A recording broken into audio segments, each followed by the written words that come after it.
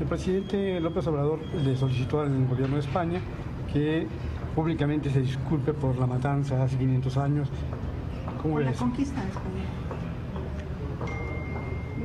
¿Dónde estaba el presidente hace 500 años?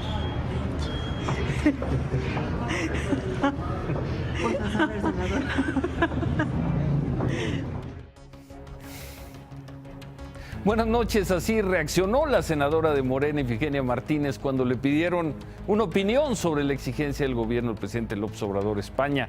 La exigencia es que España se disculpe con México por los abusos y daños ocasionados por la conquista. Dentro de poco la caída de Tenochtitlan va a cumplir 500 años. La senadora Ifigenia dijo que esa herida ya cicatrizó, que somos países amigos, que nos hemos ayudado. En fin, ahí queda esa imagen. El tema desbordó las redes sociales. En México el trending topic, España sigue siendo tendencia, lleva más de 5 horas en el primer lugar, pero hay muchos otros, ahí están viendo en pantalla, hay otros trending topics en México, en España, que fueron pues también, en España el hashtag López Obrador estuvo en los primeros 5 lugares, más de 4 horas, y bueno, y a nivel mundial, pues López Obrador también, ahí se mantuvo en los 5 primeros durante más de 3 horas. Vaya fenómeno que se diga cualquier cosa, menos que el asunto pasó inadvertido. Con ese volumen de participación en las redes sociales, en México, España y en el mundo, los memes proliferaron. Vamos a ver eso, ahí está el primer integrante de la mafia del poder. Ese fue uno de los que tuvo más repeticiones. Ahí está otro. Ahora di que Donald Trump debería disculparse por cuando nos quitaron la mitad del país.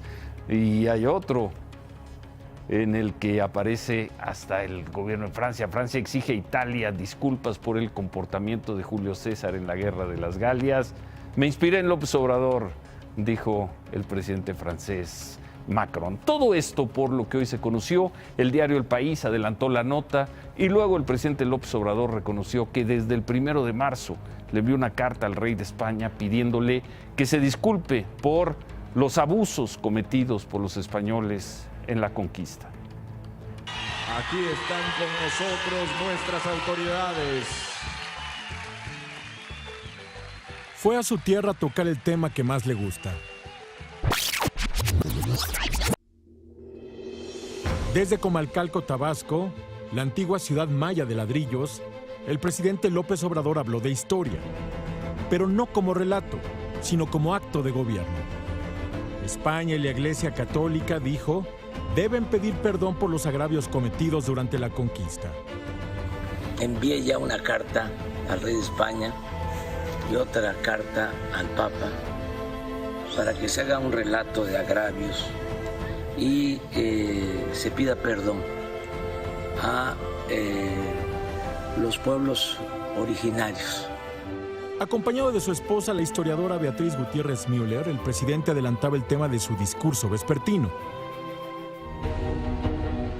2 horas más tarde de la publicación de este video en redes sociales, López Obrador aprovechaba la localía en Centla para advertir: es hora de que se haga una revisión histórica.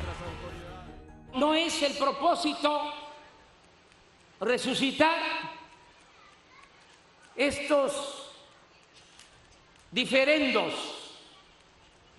sino ponerlos al descubierto, porque todavía, aunque se niegue, hay heridas abiertas. Para entonces el gobierno de España ya había respondido a la petición de López Obrador a través de un comunicado difundido por su Ministerio de Asuntos Exteriores. En este, lamentó profundamente que se haya hecho pública la carta enviada el 1 de marzo al rey de España, cuyo contenido, dice, rechazamos con toda firmeza. La llegada hace 500 años de los españoles no puede juzgarse a la luz de consideraciones contemporáneas. El comunicado agrega que ambos pueblos han sabido siempre leer el pasado sin ira y reitera la disposición del gobierno español para trabajar conjuntamente con el de México y enfrentar los retos del futuro. Pero el presidente López Obrador no aludió a la respuesta española en ninguno de sus 2 mensajes. Para él, la invasión de hace 500 años no se olvida.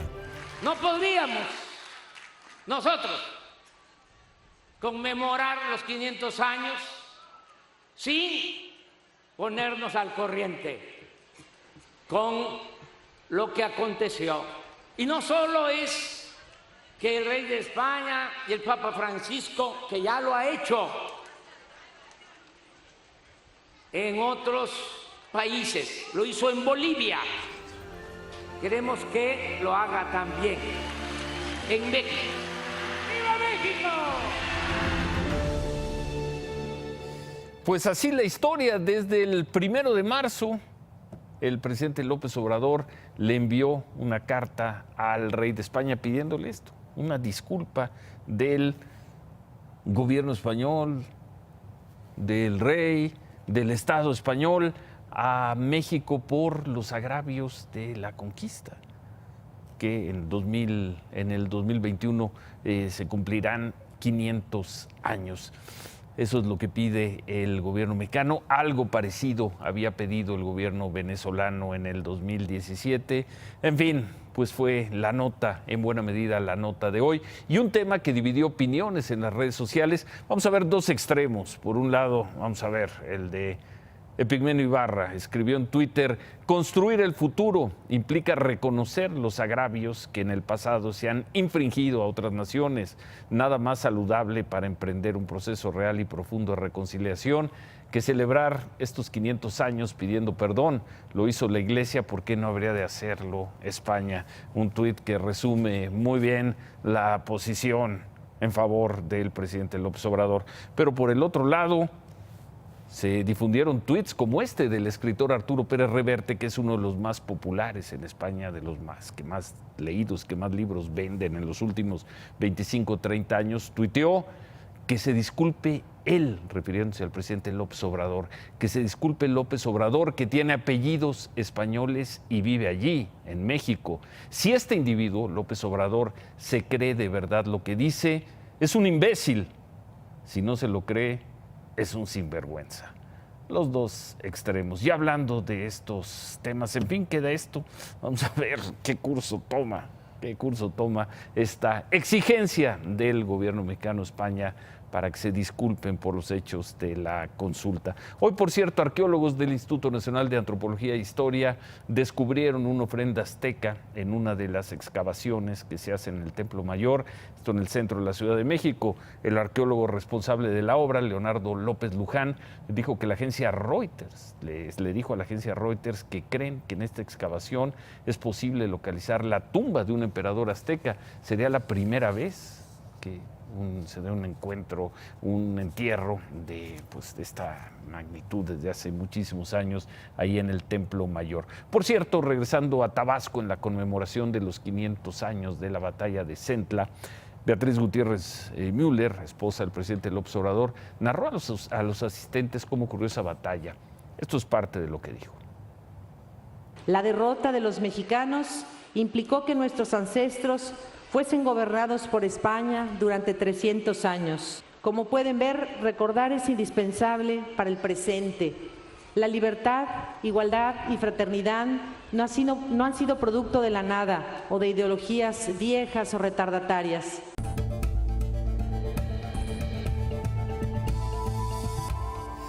Cambiando de temas, el fin de semana autoridades del Estado de México llevaron a cabo un operativo en municipios con altos niveles, índices delictivos. No había pasado ni un día de que se levantó el operativo y esto ocurrió.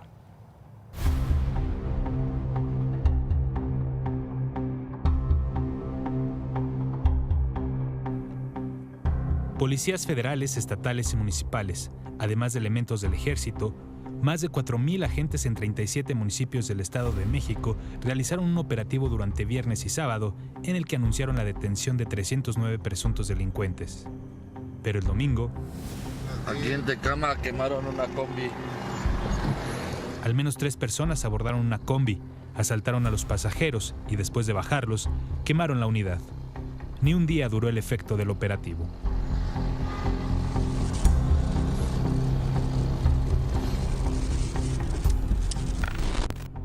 Apenas la semana pasada, presuntos extorsionadores lanzaron una granada de gas a una combi que cruzaba por el municipio de Tecámac, reclamando la falta de pago de una extorsión.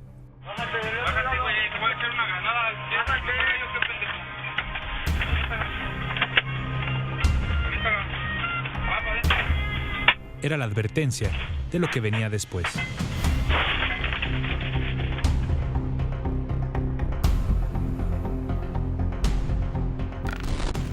Vemos con mucha decepción de que el gobierno del Estado de México nos haya impuesto cámaras para videovigilancias y luego nos puso una serie de requisitos. Los cubrimos.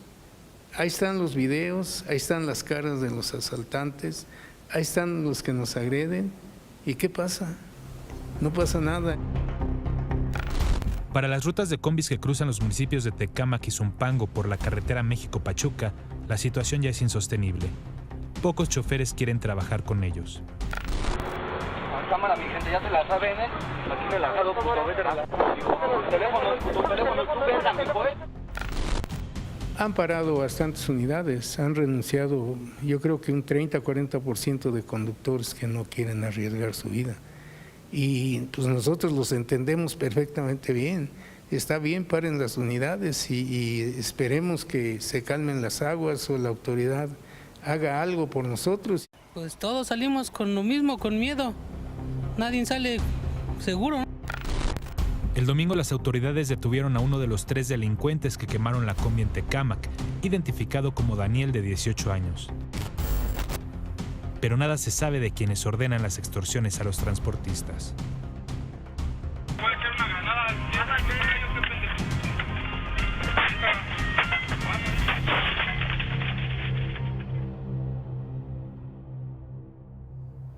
Terrible situación y terrible respuesta de los grupos criminales que mantienen este grado de violencia y agresión en, cuando menos, esta parte del Estado de México. Autoridades del gobierno del Estado de México afirmaron que tienen identificados a líderes de estas bandas que extorsionan a los choferes del transporte público.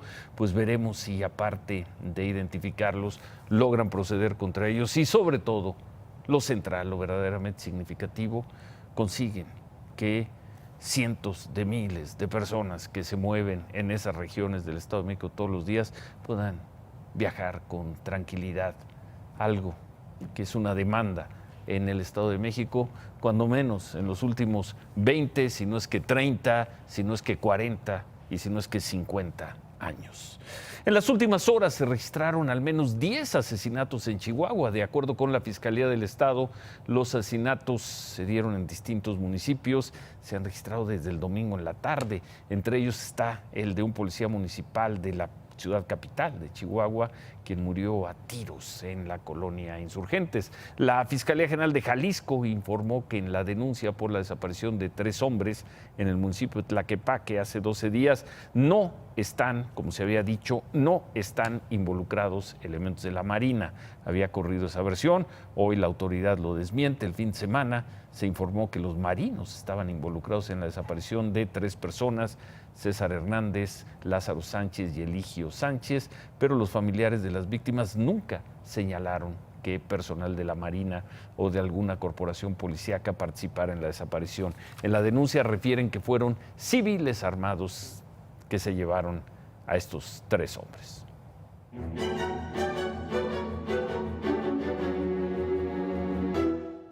Llegaron la semana pasada, sitiaron la Cámara de Diputados, impidieron que se legislara la reforma educativa, hablaron con el secretario de Gobernación, con la secretaria de Gobernación, con el secretario de Educación, dijeron que se iban a Oaxaca a hacer una consulta, eso fue la semana pasada. Bueno, pues maestros de la sección 22 de la CENTE en Oaxaca confirmaron hace unos momentos a Imagen Noticias que esta misma noche, en los próximos minutos, saldrán en caravana hacia la Ciudad de México.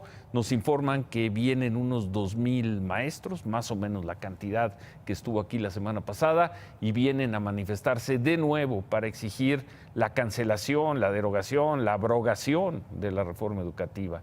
Y es que Mañana se va a discutir el dictamen de esta reforma en las comisiones de la Cámara de Diputados. Hasta ahí van a llevar sus protestas los maestros que mañana quieren bloquear desde las 7 de la mañana las entradas a el Palacio Legislativo de San Lázaro, como lo hicieron la semana pasada. El vocero de la sección 22, Wilbert Santiago, nos informó que antes de que se discuta con los diputados, ellos quieren revisar y suponemos palomear o tachar partes del dictamen. Los maestros informaron que van a mantener su plantón ahí, cuando menos hasta el jueves. Este es el documento con el que los diputados de Morena buscan responder los reclamos, las exigencias de los maestros de Oaxaca. En el dictamen que se votará mañana en comisiones de San Lázaro, ninguna evaluación tendrá efectos en la permanencia de los maestros en sus plazas. Se deja en claro que habrá procesos de selección y que los nombramientos derivados de estos procesos solo se otorgarán en términos de la ley. Sin embargo, la oposición no está de acuerdo con un artículo transitorio, el 16, porque considera que podría abrirle la puerta al viejo régimen, ese donde la mitad de las plazas de maestros eran otorgadas por las secciones del sindicato con criterios clientelares, sin control de la calidad de los contratados.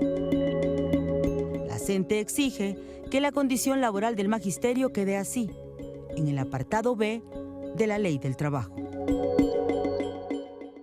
Bueno, pues veremos qué es lo que se hace en las próximas horas, qué redacción es la que acuerdan los diputados con la CENTE, a ver si se dan los votos de la oposición. En fin, bueno, ya veíamos al inicio del programa lo que dijo el presidente López Obrador en Tabasco sobre la conquista de España, pero antes de eso, a su llegada al aeropuerto Villahermosa, pues el presidente volvió a enfrentar protestas, las vimos la semana pasada, le tuvo una rechifla el sábado en el béisbol y hoy hubo manifestaciones de trabajadores del ISSSTE, de Pemex y cuidadoras de estancias infantiles. Protestaron por lo que llaman despidos injustificados y el pago de salarios vencidos. Además pedían que en la nueva refinería de Dos Bocas se le dé trabajo a los tabasqueños, hoy en la tierra del presidente.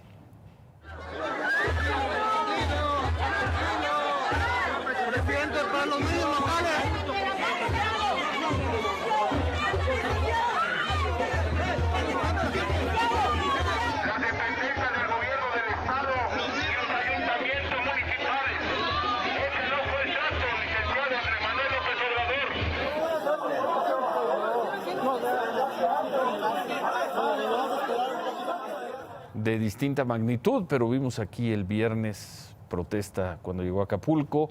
El sábado no le fue bien al presidente en la inauguración del estadio de béisbol de los Diablos Rojos y hoy estas imágenes en su tierra, en Tabasco.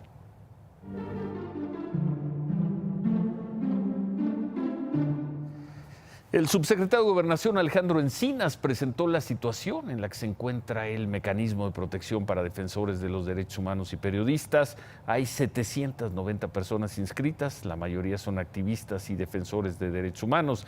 El subsecretario Encinas negó que se haya reducido el presupuesto de esta oficina, dijo que tienen 75 millones de pesos más de lo que se tuvo el año pasado. Los estados con más inscripciones a este mecanismo son la Ciudad de México, Veracruz, Guerrero, Oaxaca y el Estado de México. También se informó que van 6 homicidios de periodistas y 9 de defensores de derechos humanos desde el 1 de diciembre. Al presidente López Obrador le preguntaron si debido a la inseguridad que viven los periodistas no considera riesgoso estar usando calificativos a la prensa, cuando dice la prensa conservadora, la prensa fifí. Esto respondió. Si la prensa fifí todos los días, un día sí y el otro también, se dedican a cuestionar y a veces a calumniarnos, porque hay una línea editorial en contra nuestra, no desarrollada a partir de el pensamiento de cada periodista, de cada escritor, sino una consigna de parte de los dueños de los medios. Tenemos el derecho, ¿no?, de decir, existe esta prensa conservadora, fifí, y es lo único que hacemos, ¿no?, señalarlo. El presidente López Obrador dijo también que hay dos grupos de agresores a periodistas. Por un lado están los criminales, la delincuencia organizada, y por el otro representantes del Estado, de distintos gobiernos. Lo cierto es que siguen los asesinatos contra periodistas. El más reciente ocurrió ayer. El cuerpo de Omar Iván Camacho fue encontrado en el municipio de Salvador Alvarado, en Sinaloa.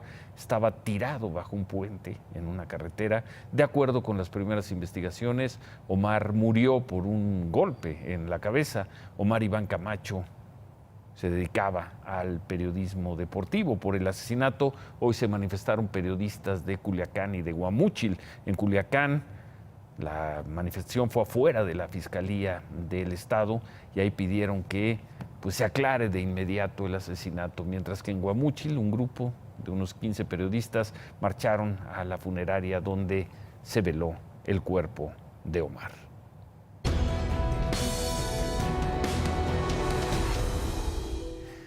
Durante 2 años llevamos con esta historia, la historia del edificio clausurado en la esquina de Insurgentes y Altavista, en la zona de San Ángel, muy cerca de aquí, por cierto. Informamos que el Instituto Nacional de Antropología e Historia nunca autorizó nada en ese predio más que la demolición del edificio, que estaba anteriormente ahí.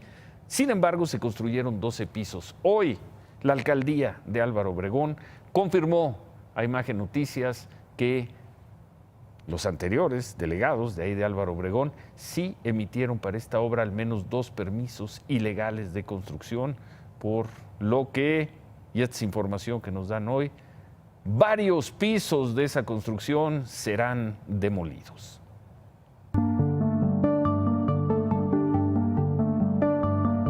Se permiten 4 pisos máximo. Construyeron 12 e iban por 21. Están clausurados desde hace 2 años, pero los desarrolladores del edificio ubicado en Insurgentes 2021, Diámetro Arquitectos, no quitan el dedo del renglón. Se acercaron a la nueva alcaldía Álvaro Obregón para intentar negociar la ley. Ellos pidieron que a ver si teníamos una consideración de valorar que quedáramos a la mitad en estos niveles. Pero es que a nosotros no nos queda otra más que si les saben que no se puede. La alcaldía confirmó a Imagen Noticias que tienen una manifestación de construcción para 4 pisos emitida en 2014, durante la administración de Leonel Luna, pero desde entonces pedían 652 cajones de estacionamiento. Y otra más de 2015 para ampliar la obra a 12 niveles. La delegación, según estos documentos, habría autorizado a Diámetro Arquitectos una construcción ilegal. Que lo bajen a los 4 niveles. Nosotros no tenemos ningún problema, o sea, tampoco se trata de frenar por frenar un desarrollo. También es inversión, también es trabajo, pero tampoco se puede permitir que crezcan las construcciones de manera anárquica y sin control. Es decir, que los desarrolladores se apeguen a la norma. Es el único camino que ofrecen las autoridades de Álvaro Obregón, y apegarse a la norma implica la demolición de 8 de los 12 niveles ya construidos. ¿Podría ser por las buenas? ¿Que los propios desarrolladores tiren esos niveles? ¿O por las malas? Tendríamos que irnos primero a un juicio muy fuerte y muy largo para poder entrar a una propiedad privada y bajarle los niveles, ¿no? Es otra trinchera que también se está trabajando. Esperemos que no lleguemos a ese punto, ¿no? Pues ahí está la postura, al parecer muy firme, de la alcaldía de Álvaro Obregón. Ya no hay nada que negociar. La norma de construcción de la zona autoriza 4 pisos máximo y eso es lo único que van a permitir, 4 pisos.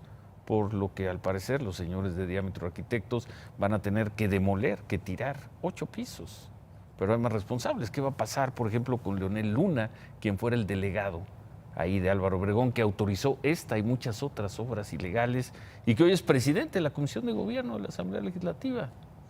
Vamos a seguir con esta historia que, si usted nos ha acompañado, pues hemos manejado desde hace casi 2 años como uno de los muchos ejemplos de las obras extrañas que se construyeron en los últimos años en la Ciudad de México. En otras cosas, la caravana de migrantes que se formó el fin de semana en la frontera sur, pues sigue avanzando, siguen en Chiapas, van a pasar esta noche en el municipio de Villa Comaltitlán. Al mediodía quisieron llegar a Huixtla, pero las autoridades municipales se los impidieron, se colocaron ahí patrullas a la salida de Huixtla, lo que los desvió hacia esta población de Villa Comaltitlán. El coordinador nacional de Protección Civil, David León, nos informó que son 2.475 migrantes los que avanzan con esta caravana. En esta ocasión vienen más mujeres y niños, a diferencia de las caravanas pasadas. En esta vienen además cubanos, también desde luego hondureños, salvadoreños y guatemaltecos, y ahí van avanzando, ya no con las facilidades con las que avanzaron las caravanas anteriores. Por cierto, el Pentágono informó que autorizó destinar $1,000 millones para la construcción del muro en la frontera con México. No es mucho dinero para este objetivo, pero es algo. El Pentágono informó que los fondos van a ser utilizados para construir 91 kilómetros de barda con una altura poco más de 5 metros, y esto va a ser en Yuma y El Paso, entre Arizona, ahí en la zona de Arizona y Texas, en cumplimiento con la declaratoria de emergencia nacional que el presidente Trump hizo el 15 de febrero. ¿Qué más tenemos, Paula?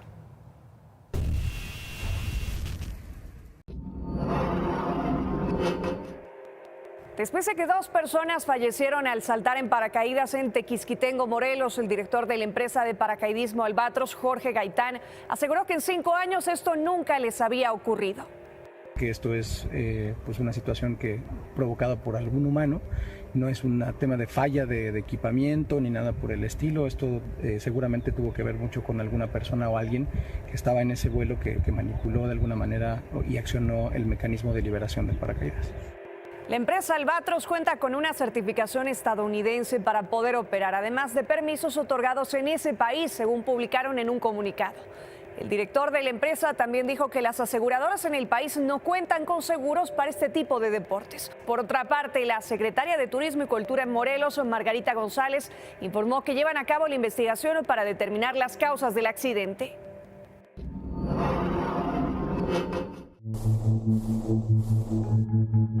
La jefa de gobierno de la Ciudad de México, Claudia Sheinbaum, dio inicio al programa para retirar autos chatarra de las calles. Inicialmente serán retirados casi 2.500 vehículos de los aproximadamente 10.000 que están en las calles. Iztapalapa es la alcaldía en la que más vehículos han sido retirados, con 394, seguida de Cuauhtémoc con 360. El tercer lugar está Gustavo Madero con 295. El cuarto lugar lo ocupa la alcaldía de Benito Juárez con 254 automóviles, y el quinto lugar lo ocupa Venustiano Carranza con 183. Sheinbaum dijo que en coordinación con las alcaldías, la Secretaría de Seguridad Ciudadana se llevará los autos a los corralones.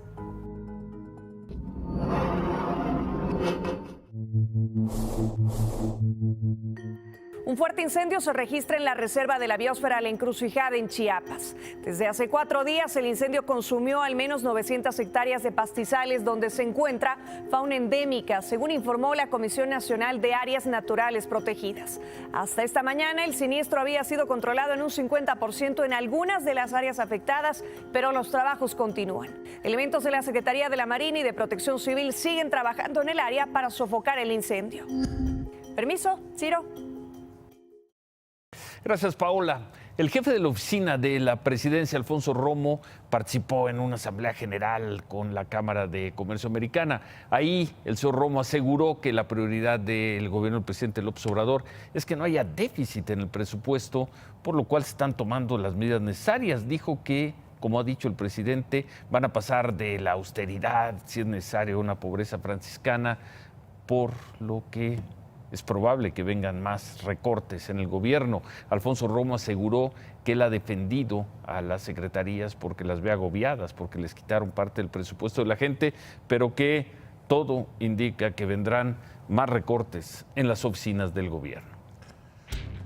De lo bueno, de lo muy bueno que puede decirse de este gobierno en estos tiempos es su compromiso con el orden financiero.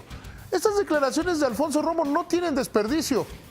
Si no hay dinero, hay que recortar programas, hay que recortar personal y encontrar la manera de cómo le hacen. No existen las políticas económicas ni neoliberales ni posliberales. Existen las políticas económicas correctas e incorrectas. Sí, pues... Gastarte más de lo que tienes. Yo todo el día escucho que se acabó el neoliberalismo. Que le digan como que, a ver, pero que le digan como quieran, que le digan pues neoliberalismo, liberalismo tecno, lo que le quieran. El asunto es, si gastas más dinero que el que tienes, te estás metiendo en un problema. Si no tienes dinero, tienes que disminuir los gastos. Es un tema de finanzas personales. Es lo que debes hacer en tu casa. Y que la gente se vaya a la calle. Y que la gente se vaya a la calle. Sí. Lo peor Muy buenos servidores públicos están yendo a la calle. Es mucho peor. Sí. Es malo eso. Sí. Pero es mucho peor endeudarte. Es mucho peor generar una crisis. Porque hoy se van unos funcionarios públicos a la calle, muy buenos. Sí. Pero si generas una crisis económica... ¿Pero por qué, ¿por qué vas a generar una crisis económica? Tú dijiste aquí, en los últimos años del gobierno del presidente Peña Nieto, que la economía iba bien y no estaban corriendo a toda esa gente del gobierno. La economía se está deteniendo, ese es un hecho. También se diga lo que se diga, se ponga como se ponga, la economía va más despacio.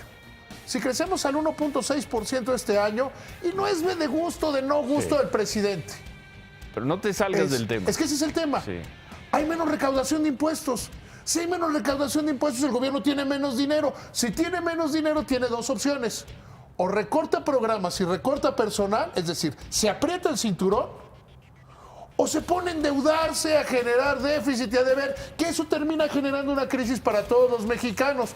La disciplina de esta de la que habla Alfonso Romo, la disciplina esta de la que no habla Carlos Ursúa, pero que practica. De hecho, en los próximos días se va a reunir con todas las dependencias, va a decir, razonablemente tenemos para los siguientes 6 años, tanto dinero. Y hagan lo que puedan con ese dinero. Es un tema de sentido. Está bien que despidan gente. Si no hay dinero, sí.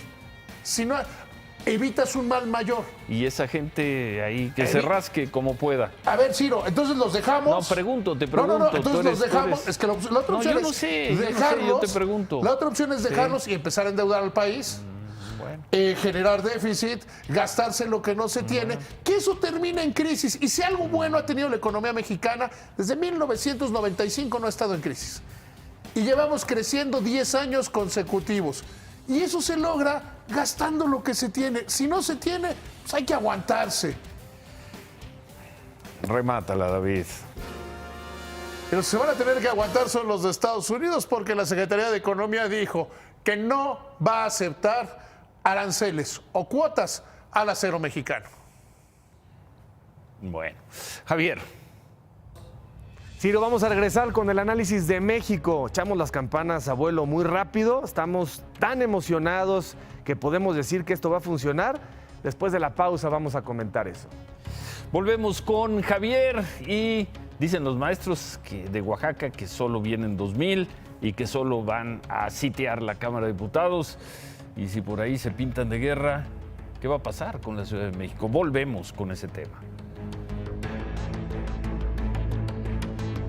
Más allá del ruido que se desató esta tarde por el tema de la conquista y la disculpa que el gobierno mexicano le exige ahora al de España, la agenda marca para este martes un asunto mucho más complicado. Como informamos, los maestros de Oaxaca vienen de regreso a la Ciudad de México y vienen a detener otra vez una reforma educativa o contrarreforma educativa que no termina de gustarles. La semana pasada se limitaron a sitiar la Cámara de Diputados. ¿Qué van a hacer mañana? ¿Cuántos llegarán?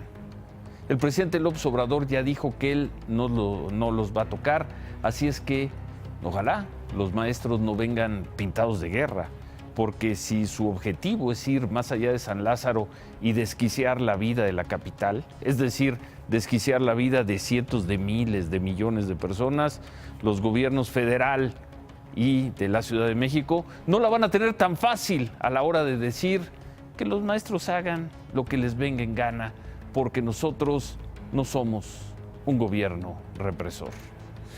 Veremos, martes 26 de marzo, aquí le contaremos esa historia mejor que nadie. Imagen Noticias con Ciro Gómez Leiva, lunes a viernes 10:30 p.m. Participa en Imagen Televisión.